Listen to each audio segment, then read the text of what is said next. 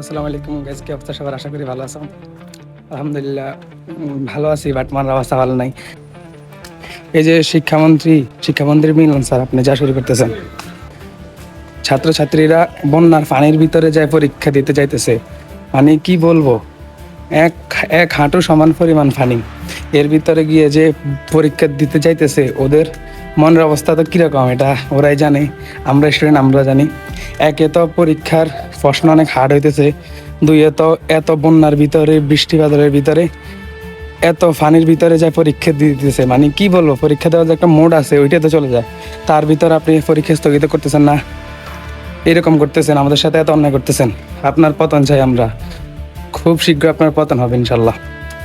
আর এত হার্ড করতেছেন যে কি বলবো। তো তো এটা কি, মানে কি বলবো, তো আপনাদেরকে কিছু বলার নাই।